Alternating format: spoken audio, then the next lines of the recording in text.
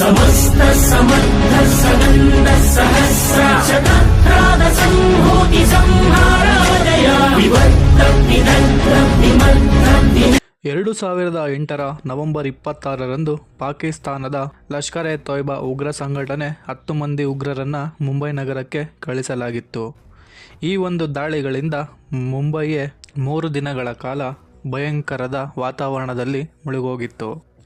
ವೀಕ್ಷಕರೇ, ಈ ಒಂದು ದಾಳಿಯು 3 ದಿನಗಳ ಕಾಲ ನಡೆಯಿತು. ಅಂದರೆ ನವೆಂಬರ್ 26, 2008ರಿಂದ ನವೆಂಬರ್ 29, 2008ರವರೆಗೆ ಈ ಒಂದು ದಾಳಿ ನಡೆಯಿತು. ಇದರಲ್ಲಿ 170ಕ್ಕೂ ಹೆಚ್ಚು ಮಂದಿ ಸಾವನ್ನಪ್ಪಿದ್ದಾರೆ, 300ಕ್ಕೂ ಹೆಚ್ಚು ಮಂದಿ ಗಾಯಗೊಂಡಿದ್ದಾರೆ. ಈ ಒಂದು ಉಗ್ರರು ಪಾಕಿಸ್ತಾನದ ಕರಾಚಿಯಿಂದ ಸಮುದ್ರ ಮಾರ್ಗವಾಗಿ ಗುಜರಾತ್ ಮೀನುಗಾರರ ಹಡಗನ್ನು ಅಪಹರಿಸಿ ಮುಂಬೈನ ಕೋಲಾಬಾ ಸಮೀಪ ತಲುಪಿದರು. ಅವರು 2 ಗುಂಪುಗಳಾಗಿ ವಿಭಜನೆಗೊಂಡು ಪ್ರತ್ಯೇಕ ಸ್ಥಳಗಳಲ್ಲಿ ದಾಳಿಗೆ ತಯಾರಾದರು. ಇದರಲ್ಲಿ Chhatrapati Shivaji terminal railway station ಅಂದರೆ CST ರೈಲ್ವೆ ಸ್ಟೇಷನ್ನಲ್ಲಿ ಅಜ್ಮಲ್ ಕಸಬ್ ಮತ್ತು ಇಸ್ಮಾಯಿಲ್ ಖಾನ್ ಇಬ್ಬರು AK-47 ಗನ್ಗಳಿಂದ ದಾಳಿ ನಡೆಸಿ ಸುಮಾರು 58 ಜನರನ್ನು ಕೊಂದರು. ನಾನಿವತ್ತು ಹೇಳ್ತಾ ಇರೋ ಸ್ಟೋರಿ ಬಂದು ಈ ಒಂದು CST ರೈಲ್ವೆ ಸ್ಟೇಷನ್ನಲ್ಲಿ ಗಾಯಗೊಂಡು ಪ್ರಾಣಾಪಾಯದಿಂದ ಪಾರಾಗಿ ಈ ಅಜ್ಮಲ್ ಕಸಬ್ಗೆ ಸಾಕ್ಷ್ಯವನ್ನು ಹೇಳಿ ಗಲ್ಲುಗೇರಿಸಿದಂತಹ ಒಂದು ಹುಡುಗಿಯ ಕಥೆಯನ್ನು ಈ ಒಂದು ವಿಡಿಯೋದಲ್ಲಿ ನಿಮಗೆ ತಿಳಿಸ್ತೇನೆ. ಆ ಒಂದು ಹುಡುಗಿಯ ಹೆಸರು ದೀಪಿಕಾ ರಥಾವನ್ ಅಂತ. CST ರೈಲ್ವೆ ಸ್ಟೇಷನ್ನ ದಾಳಿ ನಡೆದ ಮೇಲೆ ಒಬೆರಾಯ್ ಟ್ರೆಡೆಂಟ್ ಹೋಟೆಲ್ಗೆ ಹೋಗಿ ಸುಮಾರು 30ಕ್ಕೂ ಹೆಚ್ಚು ಜನರನ್ನು ಹತ್ಯೆ ಮಾಡಿದ್ದಾರೆ. ನಂತರ ತಾಜ್ ಮಹಲ್ ಪ್ಯಾಲೇಸ್ ಹೋಟೆಲ್ಗೆ ಹೋಗಿ ಸ್ಫೋಟ ಗುಂಡಿನ ದಾಳಿ ನಡೆಸಿದರು. ಸುಮಾರು 150ಕ್ಕೂ ಹೆಚ್ಚು ಮಂದಿ ಈ ಒಂದು ಹೋಟೆಲ್ನಲ್ಲಿ ಸಾವನ್ನಪ್ಪಿರುವ ಘಟನೆ ತಿಳಿದಿದೆ. ಹಾಗೂ ಈ ಹೋಟೆಲ್ಗೆ ಬೆಂಕಿಯನ್ನು ಕೂಡ ಹಚ್ಚಿದ್ದಾರೆ. ನಂತರ ನಾರಿಮನ್ ಹೌಸ್ಗೆ ಹೋಗಿ ಅಲ್ಲೂ ಕೂಡ ಜ್ಯೂ ಸಮುದಾಯದ ಕೇಂದ್ರದಲ್ಲಿ ಉಗ್ರರು ಜನರನ್ನು ಭೇಟಿಯಾಡಿದರು. NSG ಕಮಾಂಡೋ ಕಾರ್ಯಾಚರಣೆಗಳ ಮೂಲಕ ಈ ಒಂದು ಉಗ್ರರನ್ನು ಹೊಡೆದುರುಳಿಸಲಾಯಿತು. ದೇವಿಕಾ ರಥಾವನ್ ಅವರು ತನ್ನ ತಂದೆಯ ಜೊತೆ CST ರೈಲ್ವೆ ಸ್ಟೇಷನ್ನಲ್ಲಿ ಟ್ರಾವೆಲ್ ಮಾಡುವಂತಹ ಸಂದರ್ಭದಲ್ಲಿ ಈ ಒಂದು ಅಜ್ಮಲ್ ಕಸಬ್ ಹಾಗೂ ಇನ್ನೊಬ್ಬ ಉಗ್ರ ಸೇರಿ ಓಪನ್ ಫೈರ್ ಮಾಡಿದ ಸಂದರ್ಭದಲ್ಲಿ ಅವರ ಕಾಲಿಗೆ ಬುಲೆಟ್ ಅನ್ನೋದು ತಗುಲಿದಾಗ ತುಂಬ ಸೀರಿಯಸ್ ಇಂಜರಿ ಆಗುತ್ತೆ. ಅಲ್ಲಿಂದ ಹೇಗೋ ಪ್ರಾಣಾಪಾಯದಿಂದ ತಪ್ಪಿಸ್ಕೊಳ್ತಾರೆ. ಇವರು ಮಲ್ಟಿಪಲ್ ಸರ್ಜರೀಸನ್ನು ಮಾಡಿಸಿಕೊಂಡು ತುಂಬ ನೋವನ್ನು ಅನುಭವಿಸಿರ್ತಾರೆ. ಇವರ ಒಂದು ಪಾತ್ರ ಕಸಬ್ಗೆ ಗಲ್ಲು ಶಿಕ್ಷೆ ಹಾಕಲು ಒಂದು ಮಹತ್ವಪೂರ್ಣದಾಗಿದೆ. ಈ ಒಂದು ದಾಳಿಗಳ ನಂತರ ಅಜ್ಮಲ್ನನ್ನು ಹಿಡಿದುಕೊಂಡು ನ್ಯಾಯಾಲಯದಲ್ಲಿ ವಿಚಾರಣೆ ನಡೆಯಿತು.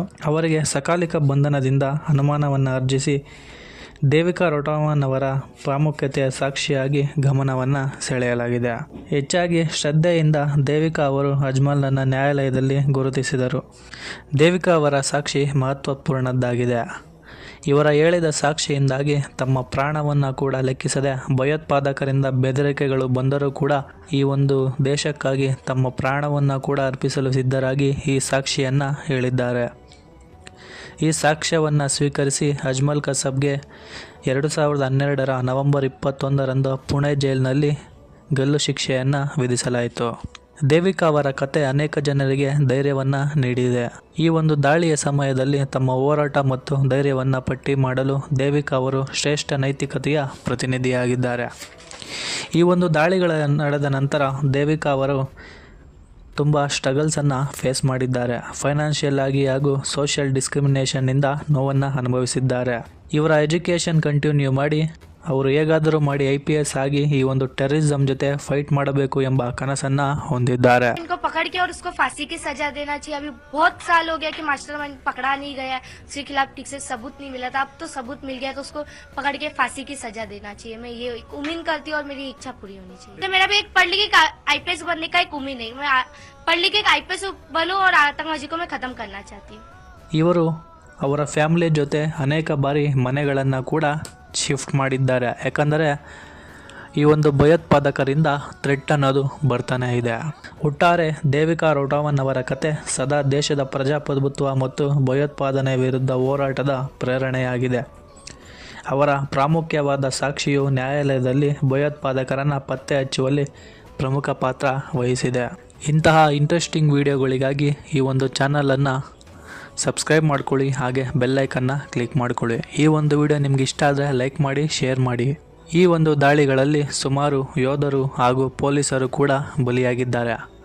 ಇದರಲ್ಲಿ ಬಲಿಯಾಗಿರ್ತಕ್ಕಂತಹ ಒಬ್ಬ NSG ಕಮಾಂಡೋ ಆದ ಸಂದೀಪ್ ಉನ್ನಿಕೃಷ್ಣನ ಬಗ್ಗೆ ನಾನು ಒಂದು ವಿಡಿಯೋವನ್ನು ಅಪ್ಲೋಡ್ ಕೂಡ ಮಾಡಿದ್ದೇನೆ. ಯಾರೆಲ್ಲ ಒಂದು ವಿಡಿಯೋನ ನೋಡಿಲ್ವೋ ದಯವಿಟ್ಟು ಹೋಗಿ ನೋಡಿ. ಇನ್ನು ಹೆಚ್ಚಿನ ವಿಡಿಯೋಗಳು ಈ ಒಂದು ಚಾನಲ್ನಲ್ಲಿ ಅಪ್ಲೋಡ್ ಮಾಡ್ತೇನೆ. ಧನ್ಯವಾದಗಳು. ಜೈ ಹಿಂದ್, ಜೈ ಭಾರತ್.